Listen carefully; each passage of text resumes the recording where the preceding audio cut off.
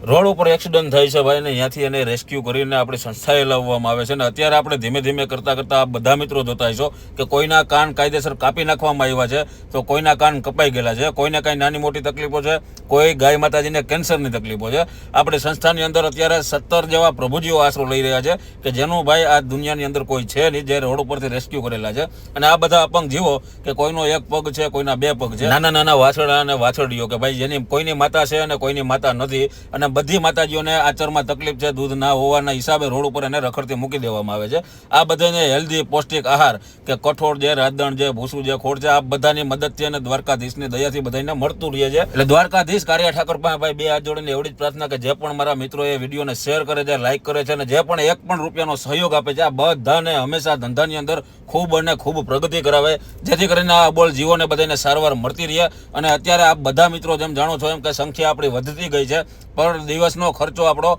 9,900 રૂપિયા પ્લસ છે ભાઈ. એટલે અત્યારે આ બધા મિત્રોના સહયોગની ખાસ કરીને ખાસ જરૂર છે, જેમાં પ્રભુજીઓનો ભોજન ખર્ચ છે 2,400 રૂપિયા, ગાય માતાજીઓનો ભોજન ખર્ચ છે ભાઈ 6,000 રૂપિયા. એનું કારણ એકમાત્ર એટલું છે કે ભાઈ ગાય માતાજીઓને ભોજનમાં કઠોળ, લાડવા, તમામ પ્રકારની એવી હેલ્ધી વસ્તુઓ આપવામાં આવે છે. 15,000 રૂપિયાની ભાઈ નિરણ જોગધામ આશ્રમ સ્વર્ગવાસ રાણા બાપા ભૂપત આંબેડી તરફથી આપણે ગાય માતાજીઓને આપવામાં આવે છે. એટલે એનો એ બદલ ખૂબ ખૂબ આભાર. અને આ બધા મિત્રો વિડીયોને શેર કરજો. સંસ્થાનો 1 દિવસનો ખર્ચો આપણો 9,900 છે, તો તમારાથી જે કાંઈ થાય એ ફૂલની તો ફૂલની પાકડી ભાગ અવશ્ય લેજો. હાલો ત્યારે ભાઈ મળીએ પાર્ટ 2 ની અંદર. ત્યાં સુધી બધા મિત્રોને જય દ્વારકાધીશ અને જય માં મોગલ. ભાઈ વિડીયોને શેર કરી દેજો.